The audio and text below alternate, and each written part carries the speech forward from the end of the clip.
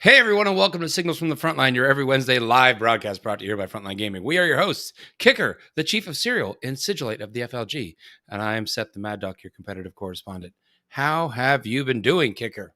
Man, I am doing great. We are what, a week away from the LVO, the largest You event. and I will both, all three of us, actually, I think we'll all eat. Nicky Dee's here in the background. I forgot to introduce our producer extraordinaire and flannel fan. I don't think you leave until Thursday morning, Nicky Dee, but Kicker and I are both traveling Wednesday night. So yes, in 1 week, Kicker, we will be in full gear LVO time. Yeah, it's go time, folks. It's go time. Hey, if you are listening to our podcast, please consider watching us live every Wednesday night, 9 p.m. Eastern Standard Time. So you get the cool visual elements, you get to be part of chat, and yes, you get to hear us live right now talking about the biggest event of all time. Because yes, this is the biggest event of all time. I mean, every game system we have, most. Kicker, it's more than an event. It's a party at this point. It's a party. And it's crazy because basically every game system has grown. We did remove some of the smaller game systems that just don't have like as much traction at Frontline Gaming events. So like we're going to say you George R. Martin them. Yeah, I'm sorry. Infinity's not there this year. I'm so sorry to say that, but so we've taken the space from Infinity and given it to Age of Sigmar. Malifaux didn't make it. Sorry. So it's a shame. We don't have Monster Apocalypse, but instead we have a massive 40K tournament, a massive MCP tournament, Legion, X-Wing, all these things.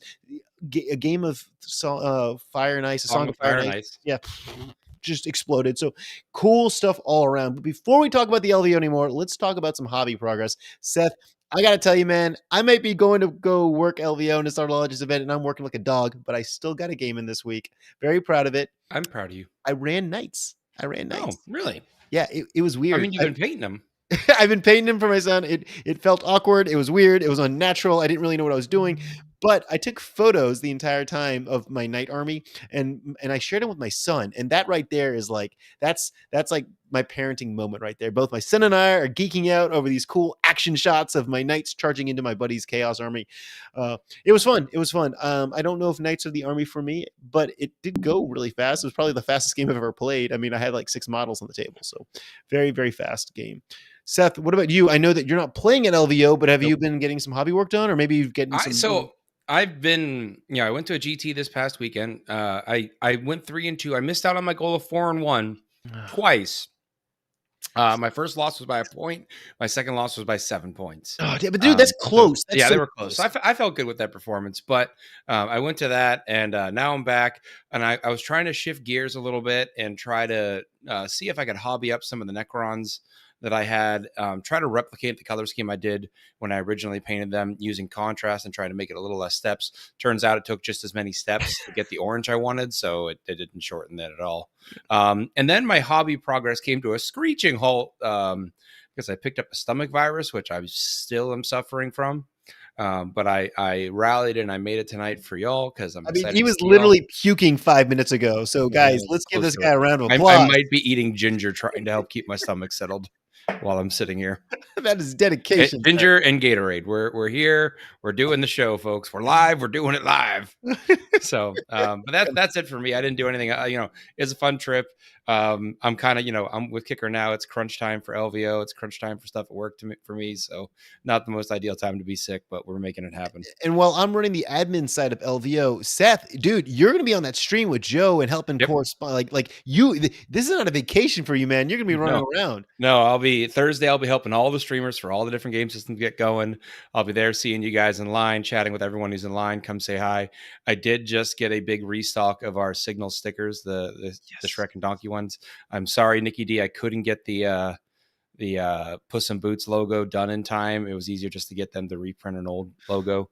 So I have those to hand out. You can, of course, get some from Kicker or Nicky Dee when you see them running around in all their spare time. And then I'll be doing sideline coverage for the LVO champs on War Games Live. So you'll be seeing me kind of reporting on the other games that aren't on stream. And let's bring in Nicky Dee. Nicky Dee, man, how have you been? I know that you too have been having a hard couple of weeks. Share your woes. I think people need to know where you've been. Yeah, we'll keep it fairly short for for legal purposes at this point in time.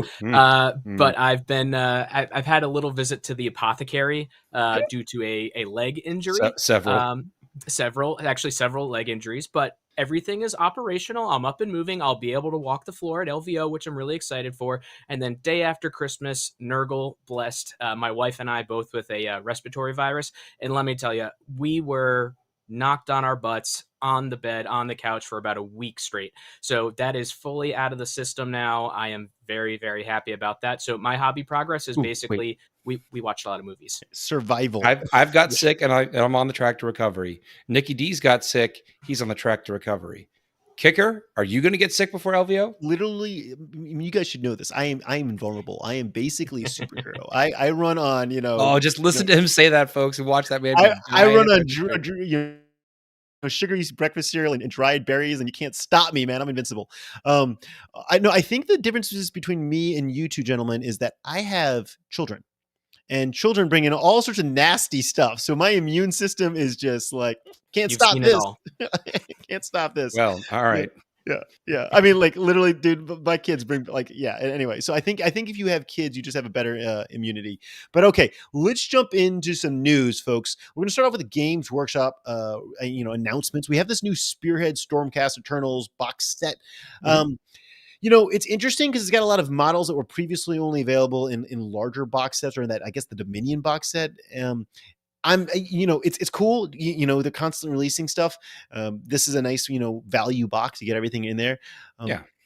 Seth, I mean, they have a chariot. Don't you think we should have chariots in 40K? I think there's a chariot in this box. I think we need more it's chariots. called Logan Grimnar. Oh, there we go. Okay. Well, I think we need more Logan Grimnar-like things. I think chariots are just a very cool thing, and we need them in 40K. But let's start with the pre-orders. This is what's a little bit more exciting. There's a lot of models that GW had released, but they were kind of, what is it called? Gatekeeped or whatever. You had to buy a big box set with a bunch of other models. They were like the special character in a large box set. Yeah, and now those characters are all coming on their own. We got Trug, the big troll thing. We got a guy on a dragon. And we got a guy that definitely is a Stormcast, but the first time I saw him, I was like, clearly that's like some guy who worships death, right? Yeah, right. And they were like, no, he's a Stormcast. And I was like, have you looked at him? Because he doesn't look like a Stormcast. He's all in black armor with like a giant scary dragon and skulls all over him, and don't like chaosy. And they're like, no, he's a Stormcast. He's got like a Chaplain kind of vibe going on there too, with the skull mask. I don't know. I guess, but I'm still like, I think we got some fallen Stormcasts. All right, so we got the big troll that's like scratching his butt. We got the evil guy dragon, but I think the crowd favorite is the tree guy riding the beetle. I don't know. It's called Belroth, the first throne of Korra. You're gonna have to paint that for your daughter. I have to paint that. I mean, it's a pretty cool model. I do love it, and it's just a giant. I just love that giant beetle. I think it's so cool. So we've got that, but let's put the models aside. And let's focus on the really, really exciting thing that's going up. This is The End and the Death, Volume 3, the final book. This is the final book, right? Please tell me this is the final book. The final book. All right, we got Nicky Dee in the back nodding his head, confirming. This is the final book of part 3 of the Siege of Terra's grand finale. Seth, did you read the first two? No. Oh, geez. I stopped reading Horus Heresy a while ago. It just I just can't care about Space Marines that much. I'm sorry, guys. Oh, geez. You see, I like the Siege of Terra because it's not just Space Marines. You got like the average Joes, I don't know. I really have enjoyed the Siege of Terra series. I did not enjoy orcs, the Terra series. Huh? Did you not know I'm a longtime orc player? That's all I care about. There's just not enough orcs in it. That's the problem. Yeah. Well, I think that many people have thoroughly enjoyed the Siege of Terra, especially the End of the Death Volume 1, Volume 2. Volume 3 is coming out this weekend for pre-order, and I personally am excited. Seth wants more orcs, so let's do that. Let's phone in a friend. Nicky Dee, thoughts on Siege of Terra, specifically the End of the Death series, the last 3. What do you think? Yes, no, maybe so. I haven't gotten that far myself in reading Horus Heresy and Siege of Terra. Also, I don't know where Volume 2 ended, but I'm a Blood Angels fan, and I don't know if I want to read that thing about Sanguinius. I don't know. Are you going to fall into the black rage while reading the book? That's probably a reason why I shouldn't. Yeah, that's a good call. He's just upstairs in his office reading. His wife is downstairs on the couch, and you hear him yelling, "Horus!" All right, so I guess, guys, I will just carry this burden on my shoulders and finish this last part of this book. But okay, let's talk about the Frontline Gaming events coming up. Obviously, the big one is LVO, and the big thing we're announcing right now is that GW is doing a massive preview at the LVO. No surprise there; they always do a big preview. It tends to be one of the larger ones out of the year. This one is going to be a good one. I cannot talk about it. I'm not allowed to talk about it, but you don't. I think this is going to You be better. don't want to miss it. You don't want to miss it. So it will be available to watch online right after the event, like they always do, and they'll have the blog post like they always do. But if you're there in the room, there's a lot of energy. Last year I think we had like 400 500 people there watching. The GW crew on stage. They take questions right after the event, which is kind of fun. I mean, after the preview. So we're gonna have reveals for 40k, Age of Sigmar, Horus Heresy, Warcry, Warhammer Underworld, and Kill Team. Guys, we've been seeing a lot of previews, teasers for upcoming 40k stuff. Seth, predictions. What do you think we're gonna get for 40k? What do you think we're gonna see at this preview? I guess I should say. So we know that they've shown us at Christmas. They showed us Dark Angels, and we haven't gotten any information about when that codex is coming. So I would expect to see some information on that.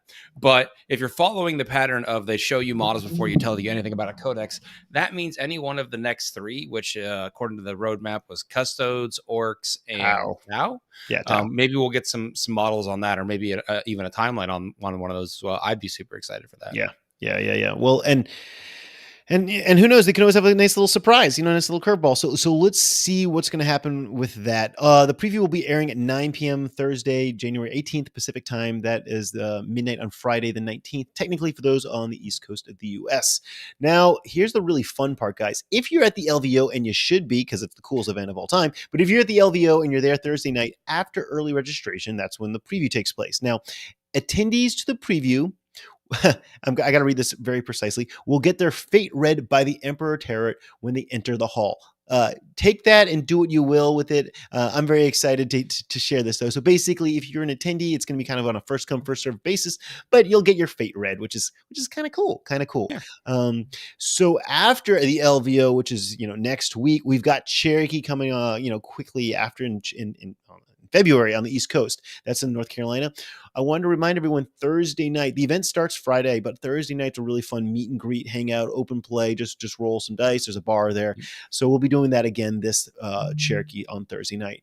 After Cherokee in March, we've got the Rocky Mountain Open, and we are pleased to say that we've got MCP now added to this event. The Rocky Mountain Open was originally 40k in Age of Sigmar, and now we've got 40k Age of Sigmar, Legion, MCP, and Kill Team. So yay for that. I heard a lot of good things about the Rocky Mountain Open last time. I got to put it on my schedule. You do, man. You do. You should fly over with me. We can like rent a car. You can stay at my hotel room. I don't know. It'd be fun. We can hang out. We can get tacos together. It's a fun event.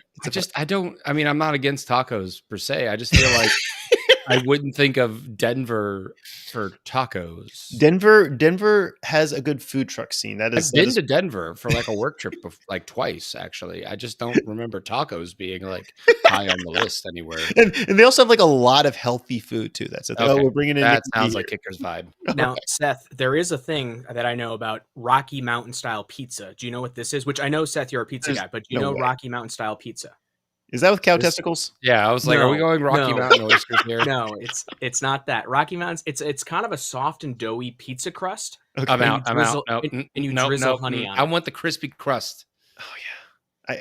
I have to side here with Seth. I'm all about the crispy thin crust. Also, right now with my nausea, the soft doughy also just made me realize I'm gonna have something more ginger. I know, but thank you, Nicky Dee. I did not know that there was a Colorado Rocky Mountain style pizza. Now, and the MCPTO did want to share that they're getting these really cool. If you're playing MCP at Rocky Mountain Open, they're doing these like cool wrestler belts with like a giant MCP logo on it. I don't know. We should show a photo of it, but we don't have time to bring up a photo. But very cool stuff. Now, guys, time to talk about nerd news for the week, and this is actually something that I know Nicky D's way too excited about. Nicky Dee, I don't want to steal your thunder. This is your thing. You talk about it, man. Okay, so this is relatively hot off the press news. Just came out yesterday. Disney had a bunch of new announcements, Star Wars related. 2 key items. The first one being they confirmed Ahsoka season 2 is happening. There was a question about that based on how the series ended, and nobody was really under contract. There was some uncertainty, but they've confirmed season 2 of Ahsoka is happening. Writing is already underway, so we may be seeing that sooner rather than later. But more importantly, there has been a new Star Wars film that'll be coming to movie theaters, and it is going to be directed by Jon Favreau. who's been doing Mandalorian. Jon Favreau did.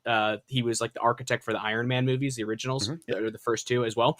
Great director, and he is going to be doing a Mandalorian Grogu feature film. It'll be the next Star Wars film that we actually get to see in theaters. Oh, in theaters. All right, sweet. In theaters. So that's pretty cool. Let's just quick poll you two guys real fast. Do you prefer a really good movie or a really good series? Like, what are you more addicted to? Like, with me, movies are fun, but I want a series. So a Mandalorian movie is cool, but I really enjoy the series. I like investing in that weekly routine of going to go watch that episode.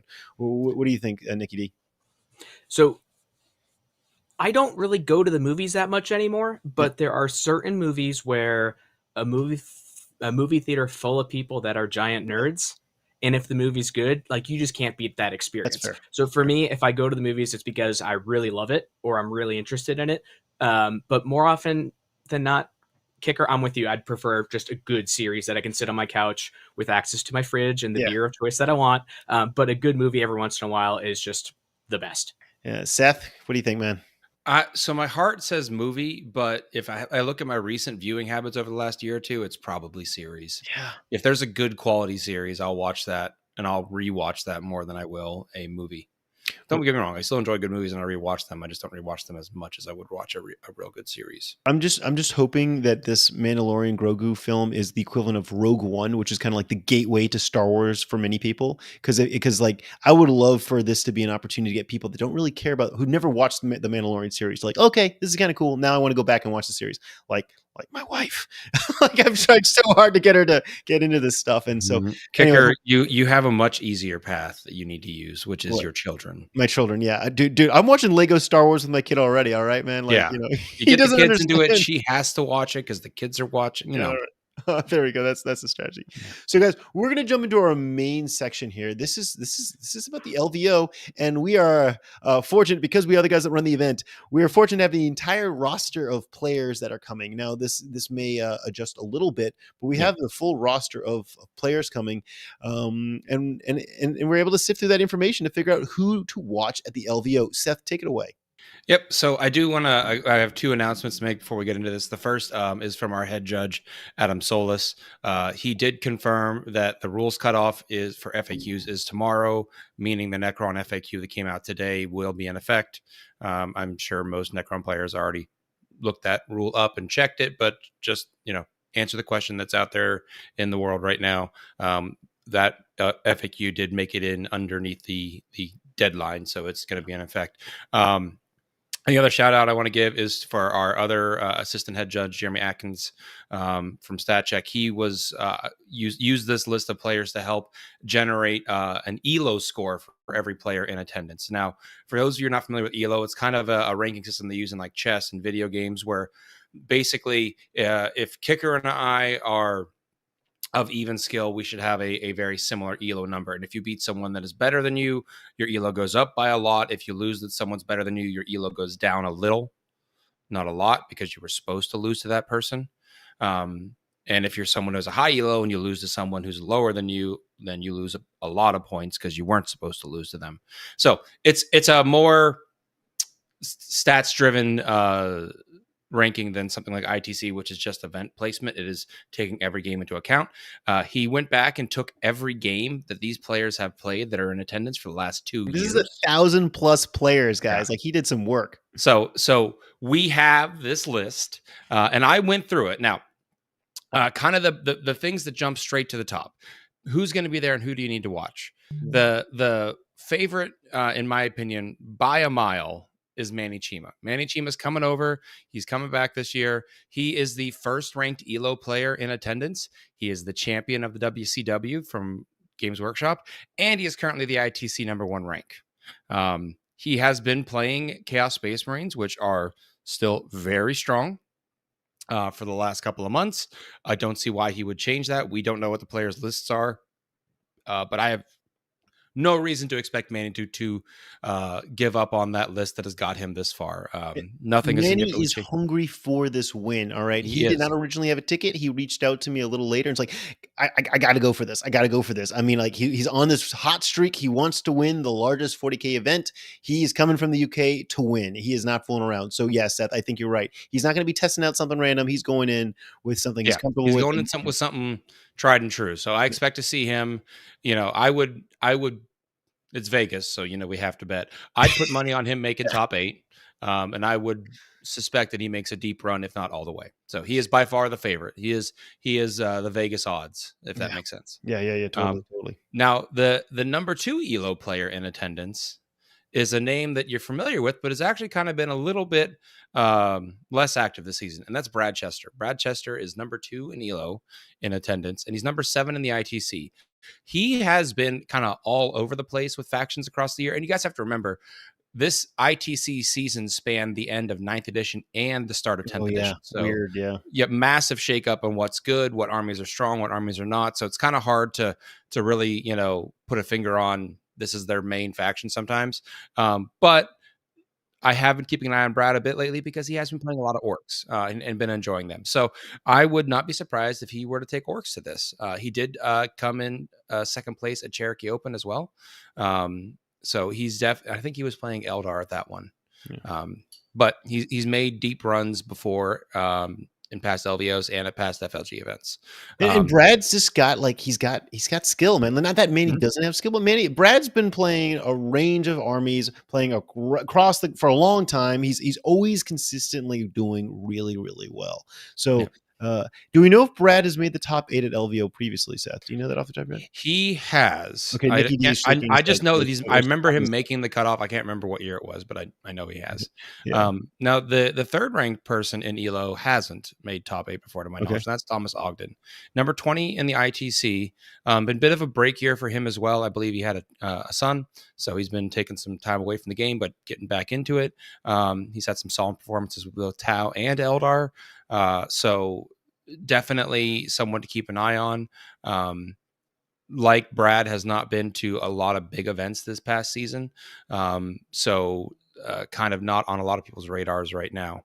Now here's a fun one, Kicker. You know this man. You've worked with him a lot.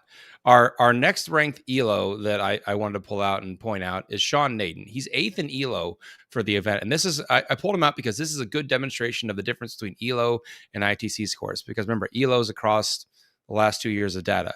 Yeah. Sean is currently ranked 1,233rd in ITC because he's only been to 4 ITC events this season. He's taken a big step back. He is the captain of Team America again, but he does have, he's been through some life stuff with a move and a couple of kids. And of course, reorganizing Team America and being the captain for that. He has pretty consistently been playing orcs, though, at the events that he has gone to. So I would not be surprised to see him show up and throw down another mighty orc list. And it's crazy because this guy traditionally was known for being the elf player. Like he was the Eldar player. That was his thing. Yep. So, and if you remember, he made it to the finals last year with orcs. He did. I believe he was the finals. Him and Jack Harpster. Yep. Jeez, so close. Yeah. Wow. Yeah. So certainly, I think it's all but 1 year Sean has made the top 8. Yeah. He is a very consistent. That speaks volumes, right? Like very he's consistent. Got the experience, man. He's done it. He's been there. He knows what it takes. All right. Up next, another one that you might also know, Kicker. Michael Mann took first at the Rocky Mountain Open, our inaugural Rocky Mountain Open. He's 9th in ELO at the event, 61 in the ITC, and he's a member of Team America. I have followed Michael as well on occasion because he does play orcs, but he also plays demons. So most recently, I think I've seen him on demons. And I say when someone is on Team America because it's certainly possible that for the good of the team, some of these players might be pushed to play a faction that might not be their first choice. So I personally would rank orcs more powerful than demons, but I wouldn't be surprised if someone like Michael played demons because he has the skill with them, and they might need someone on that team with a little bit more experience with demons than they need someone with orcs because there are a lot of orc players on that team. Let's bring in our resident demon expert, Nicky Dee here. Nicky Dee, do demons have what it takes to win the LVO? No pressure. Don't screw it up. Don't screw it up. I wish. I think it was... I think Meta Monday, Joe, one of his, it might have been right before the holidays, but like there was a weekend where Demons did not have a single player play them at events. So Demons are in a bit of a rough spot right now. I'm taking I was taking a hiatus from Demons anyways, just because I played them for a full year, but they're kind of hurting. Yeah. All right. Well, like I said, I would not be surprised to see a player like this who is playing a faction, Orcs, that is widely represented on that team. There's like probably the best 5 Orc players in the nation are on that team. Be pushed into learning and perfecting a faction that is not Orcs. So keep that in mind. Speaking of good Orc players, Ben Jurek, 13th in ELO, number 3 in the ITC. Since he's switched off of Orcs to Eldar this year, he has been on a rampage, taking first place at LSO and securing his spot on Team America.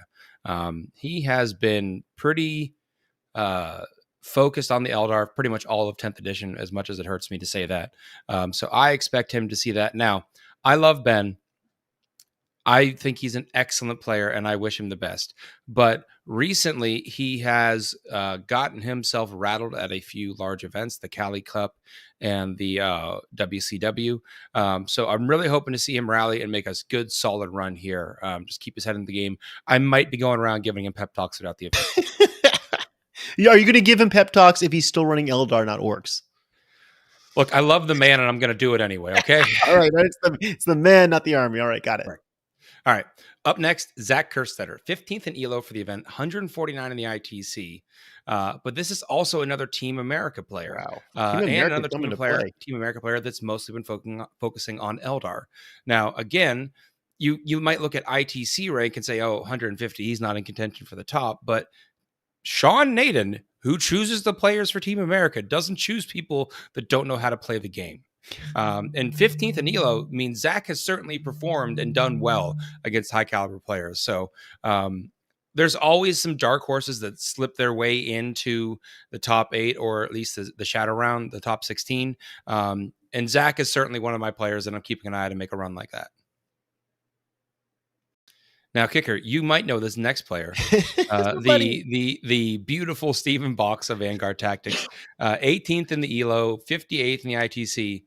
And this man, over the last few months, has been mainlining Black Templar. Oh, wow. And Black Templar are right up there with World Eaters in their assault ability, and particularly in a meta of player place terrain, which is what the LVO will be using. That can be a heavy advantage for a aggressive assault army player to be able to have control over where those deployment and midfield staging points are. And Steven certainly has the knowledge and the ability to use that system. He's done well with assault-based armies before, like Blood Angels. Yeah. So I expect to see him make a very solid run as well with these Black Templar. I'm hoping he cracks top 8 this year. We should have a slight tangent right here. And Stephen Box, he's coming with a whole crew from the UK. He's got his whole Vanguard Tactics. There are 7 guys from Vanguard Tactics. Yeah. I'm in the team chat. Yeah, there's a lot of guys coming in. They're ready to rock and roll. They're all really accomplished players. They'll be doing their coaching session Thursday, correct? So they're working late night Thursday, and then they're all going to go kick butt on Friday. So yeah. So kudos to them. All right. Up next, another LVO personality to keep an eye on. Scott Rumpel, 2nd place at Rocky Mountain Open, going undefeated. 19th in ELO, 165th in ITC. And Scott is a diehard Space Wolves player, which was interesting to me because right now, Space Wolves aren't the most powerful thing out there going in Marines. So I'll be interested to see if Scott continues his devotion to the Sons of Rust, or if he begins to stray and look at some other Marine combos out there. What do you think, Kicker? Is he gonna hold steady? Man, these Space Marine players, especially the Space Wolf players, are so loyal to their faction. I mean, just he's playing Space Wolves. Like I don't know. I haven't seen what he's bringing, but he's got to be bringing Space Wolves, and he's probably going to kick ass because a competent player running an army, they know, they can take on most things. Now, Kicker, our next up is the most recent winner of a FLG event. That is Arthur 2, taking first place at SoCal Open, 26 in the ELO, 127 in the ITC. This man is basically all CSM all the time, which fits with the West Coast, because that seems to be what the West Coast does, is nothing but CSM. I don't know why you guys are chaotic out there on the West Coast, but that's all you seem to play. So Keep it up, West Coast. After that, our returning Australian friend, Matt Morrisoli. Matt made a run to I believe he made it to the top 8 again last year. He's 28th in ELO, 84th in the ITC. Seems to be mainly focusing on demons. So again, I wouldn't think that they would be a powerhouse, but I also know Matt is a very accomplished player, and I wouldn't be surprised if he took something else. But if he shows up with demons, I'm going to believe he's got something there. So yeah, for sure, man. I mean, he's coming all the way from a show like Manny. He's making the trip. He's there. He's out for blood. He wants to win. All right. Next up, another FLG event winner. This is Forrest Fanton. Came in first place at the BAO, 60th in ELO, 72 in the ITC. And Forrest for this season has played nothing but Space Wolves kicker. Is this 2 Space Wolves in our top list? Jeez, man. Yeah. So I'm like, again, I don't see it there, but there's a guy that's played nothing but Space Wolves, 16th in ELO, 60th in ELO and 72 in the ITC, and won the BAO. Like, has to know what he's doing. Now, granted, BAO was 9th edition Space Wolves, but he hasn't shifted focus since then. So, jeez. Now, kicker, the last event. Do you remember what the last event of the 9th edition? Was it ACO or LSO? It was ACO. It was ACO. Right? ACO was the last event of 9th edition. You and I were there, of course. And that event was won by David Adelman. He's 16th in ELO, 39th in the ITC, and he's basically played nothing but Ynnari for last 9th edition and 10th edition. And 10th, though. I mean, okay. Yeah. Wow. Now, Ynnari are certainly a step down from Eldar, from mainline Eldar, but they still have a lot of powerful combos. So, again, if someone's mainlining an army that long and doing well and continuing to perform, I have to believe there's something there. So David certainly could surprise us. Now, the last one I pulled, now Nicky Dee did pull one that I gave him a little data on, but the last one I pulled was Ruben Zeo. This was our 3rd place finisher at BAO. He was undefeated. He's 112th in ELO. Ruben, previously, I believe, has played a kind of mix of armies, so I'm not quite sure what he's going to bring, but I'm excited to see if, again, maybe another dark horse might pop in and surprise some folks. But Nicky Dee, you had a Nemesis shout out. Yes. All right. So I was checking to make sure that he was going to be attending, and this was a guy that rose to fame at LVO 2 years ago. Yep. Ended up on the final table. Yep. Did not win the event, but he finished 2nd, and you'll remember him for the Taylor Swift objective markers he had. That is Matt Laura. So Matt is my local nemesis. I cannot beat him whenever I face him at a GT, which is pretty frequently here on the East Coast. Matt, but he finished 2nd at the 2022 LVO. 2023 last year, he just missed the shadow round. He did make the top 8 at ACO last summer. He is 79th in ELO, and he is also a coach with Vanguard Tactics, and he has been running Necrons since last summer. So Necrons got a new codex, and there were some changes that were made to that, but he's going to be running Necron. So Matt, definitely a name to watch out for. And I know he's done well. I'm a little privy to maybe what he's thinking because I'm in the Vanguard team chat. The boy was never all about them Immortals to begin with. So I'm sure whatever he's hooked up Necron wise, he has a plan even with this FAQ in effect. So. And a little background, I believe that was his first LVO ever, going all the way to the right. He just showed up 2 years ago and made it all the way to the finals. Wow. Very cool. Well, I do have to give one chat shout out to James Carmona. I didn't have the ELO score for James, so we didn't include him in the rundown. But James Carmona is in attendance, and he's a fantastic player. And I am just letting him know that I didn't have the data, so I didn't. Right. Okay. Do we want to make predictions, or we should just we should make? Oh yeah, predictions. I mean, I'm going to leave it up to you guys. You guys are the pros here. What do you think, Seth? If you're going to pick out one, I mean, I know Manny's, he's the as you said, the Vegas option right now, the bet. But come on, what do you think? I want to give it to Sean. I think Sean Naden, he's playing Orcs. Orcs have some good matchups into some of the top meta armies. And he has the skill that when he's in a bad matchup against a less meta army, I think he can play around it. He's made deep runs before. He's got the experience, dude. He's got the experience, right? He's not been on anyone's radar because he's not going to a lot of events right now. Mm-hmm. I think Manny's the safe choice, but Sean's probably like my number 2.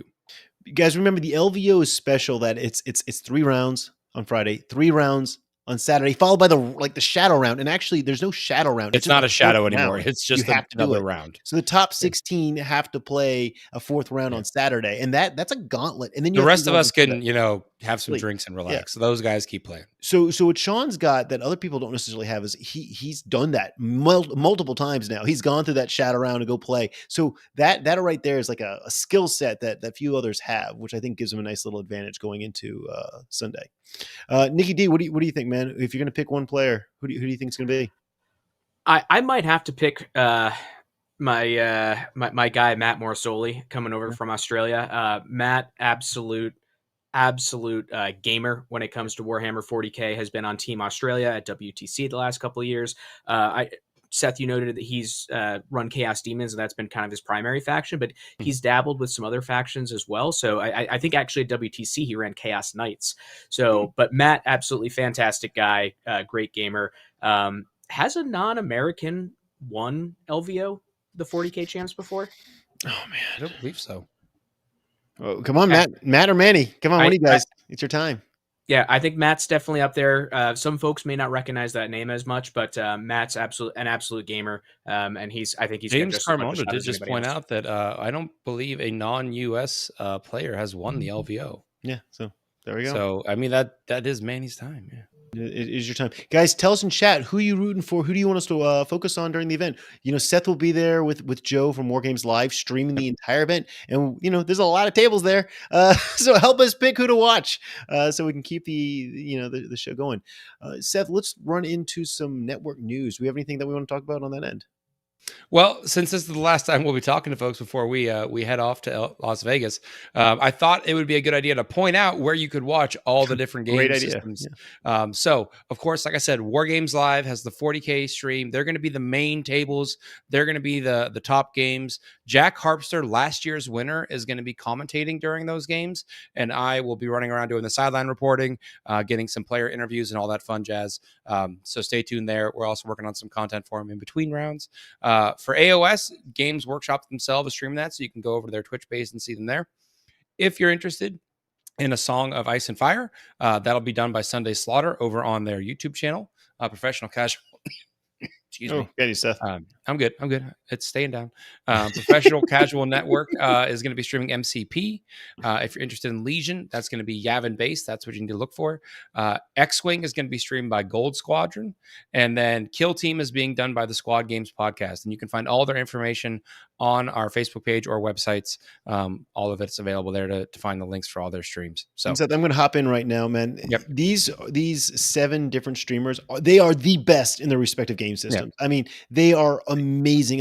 Obviously, we know War Games Live because we're all 40K listeners, but Yavin Base, Gold Squad Game, like these guys are amazing. So if you're just dabbling in another game system, or you just want to like watch something a little different right now, jump around. Yeah, there's time between rounds, something like that. These guys, like they create a great product that will entertain you. So please consider checking them out. Especially, I got to do a shout out for the Professional Casuals for MCP. Those guys, they do a great job. Like I don't know anything about MCP. Jim is a dedicated man. I can tell you that much. Yeah. Oh, awesome stuff. We get to see them. It'd also be good to see these people that I work with via email most of the year. It's always nice to see them. Person's like, hey, I'm the guy we keep emailing each other. So, speaking of seeing people, Kicker, in 1 week we'll be landing, and then it's time to start saying hi to the folks. So where can folks find us? Where can they come say hi to us? So guys, I basically live at the front registration. As you enter, that's where I will be, along with, the whole team handling front registration. I might not be working a computer. I might be jumping from computer to computer, kind of helping out as needed. But I and Seth, where's home going to be for you? Where are you going to be stationed? For most of my time, it'll probably be at the War Games Live table, and then kind of wandering the 40K hall, getting the interviews. Joe and I are still working on the tech about how far I can wander, but we'll figure that out. But yeah, you'll find me mostly in the 40K hall. Of course, Thursday night during early registration, which you definitely want to get to because there's sales in the vendor hall. You're going to want to go to the GW preview. I'll be hanging out in line with everyone, saying hi, maybe doing some fun recording with everyone out there, saying hi to folks. Come up and say hi to Kicker, and make sure to give him hot tea. That's the rule. I You do can give him lose my sugary breakfast voice. cereal, but he needs hot tea. Do it for me. Do it for Nicky Dee. If you find any one of the three of us, I will have stickers for all of us to hand out. Nicky Dee, Wait, Nicky D, do we know where you're going to be? Because I know you're roaming, man. You're on a mission the entire time. I'm basically going to be like a Kalozdi assassin, where I'm going to perfect. be on the board, and then if I'm not in engagement range at range at the end of the turn, I'm going to go off the table and I'm going to come back somewhere else. But I will be going around doing some video content and segments along with Jake from FLG. So we're going to be doing a whole bunch of other little things here and there. So you'll see me. I'll probably have an FLG shirt and my usual flannel to go along with it. But I'll be all over the place. Is the flannel going over the FLG shirt? Yeah, and I think it has to go underneath the FLG shirt. It is important, you guys, all Frontline Gaming staff do need to wear the black Frontline Gaming staff shirts so that people can identify us. So Nicky D, I think flannel. I can tie it around the waist. You can tie it around your waist. There you go. Yeah. So I'll still be wearing it. What if we just got you flannel sleeves? There we go. Perfect. Right. Just the sleeves. Yeah. Lumberjack hat, like a flannel lumberjack hat. There we go. It'd be perfect. It's timeless. But guys, seriously, Seth, Nick, and I will be there, and we mean this. Please come say hi. Introduce yourselves to us. Obviously you may have watched, Signals from the Frontline. You may have been to a few events, but come say hi. Introduce yourself. We'd love to get to meet you, shake your hands, and hear about your experience at the LVO. And maybe you can tell us what you guys want us doing content for as we move forward into 2024. So guys, like I said, please come say hi. We're friendly. We don't bite most of the time. And, we're just always happy to see so many people. The LVO is packed. There's about 6,000, 7,000 people there. And we love to see people that we don't get to see outside of LVO. It's like that time of the year we get to see all our friends. That's why we do it, man. That's why we do it. All right. Well, we thank you so much for joining us from this episode of Signals from the Frontline. Have a great week, and we will see you guys at the LVO. Good night.